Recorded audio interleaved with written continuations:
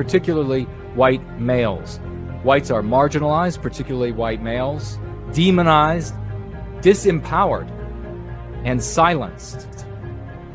Every avenue to address the harm inflicted on them is denied by way of deplatforming, criminalizing, but also by way of trivializing and mocking their suffering. They're given no reprieve, and the attack is endless on their lives. It is endless, it is relentless. Many of them, as a result, feel that there is no reason to live. You remember the Sky King. He said that he would never be made a pilot because he's a white guy.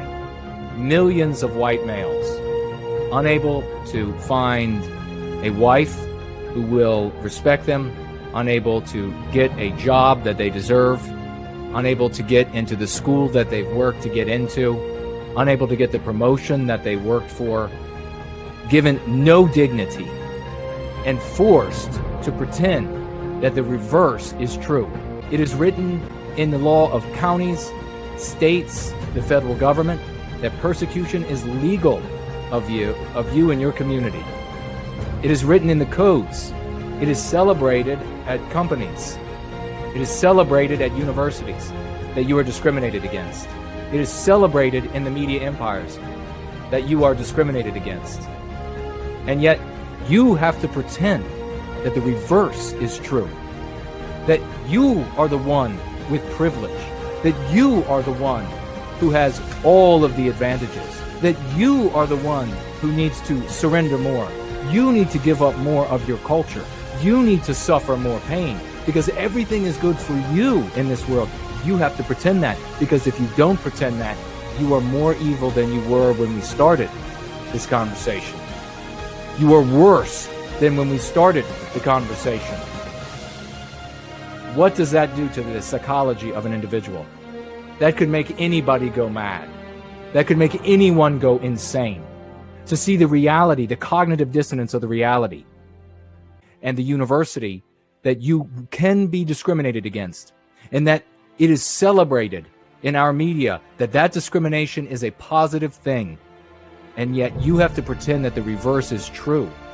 Can be discriminated against, and that it is celebrated in our media that that discrimination is a positive thing, and yet you have to pretend that the reverse is true.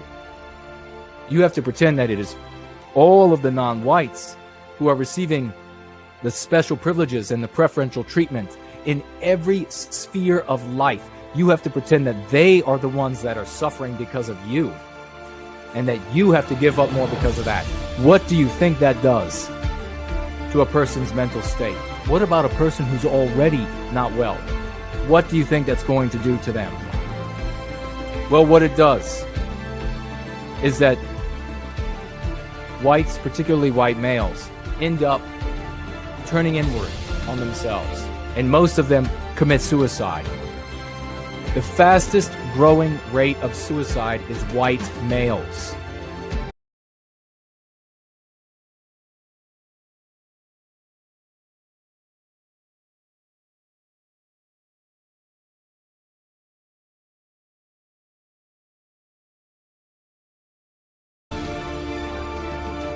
Well, it's all of what I just said, plus the fact that every single avenue to redress this harm is cut off for you. There is no media avenue for you to share the hurt that you're suffering, the pain that you're experiencing. There is no political avenue for you to enact any change or for you to work for change that will better your situation. When you get online, when you try to do the things that we're doing, when you try to spread this message, when you try to talk about the suffering that's happening for our people, that our people are experiencing, the discrimination and the persecution, the anti-whites cut off your means of funding those efforts. They cut off your efforts of getting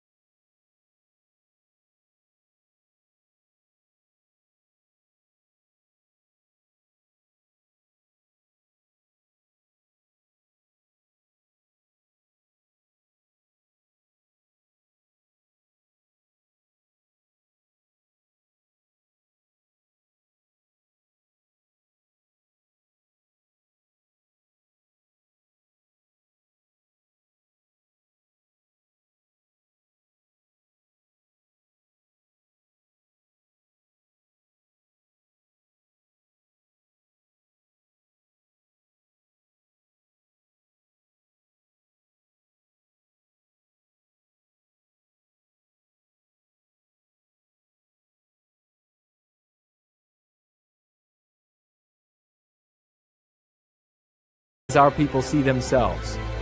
Even though every avenue to redress all of these hurts has been cut off to us by the anti-whites. That is the reality of the kind of people we are. That we care so much for the lives of others that we would either kill ourselves, either quickly with a bullet or slow with drugs, than harm other human beings. And yet these anti-white bastards want to talk about one person here snapping off and one person there snapping off. If this were any other race, it would be thousands. And I can think of a couple races of which it would be tens of thousands.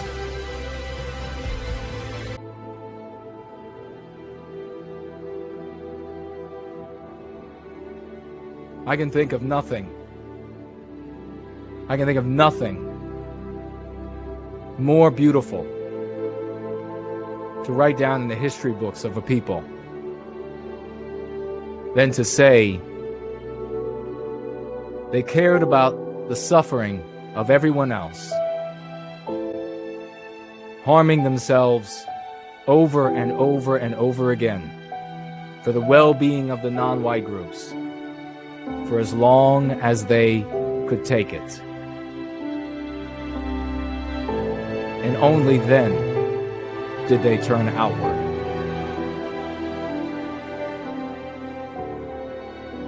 In these blackest state of depression, and give us no way out, shut off every avenue of political change, of the policy change in companies and at universities, and so demonize us that polls show that nearly 100% of us are terrified to share our objections to anti-whiteism.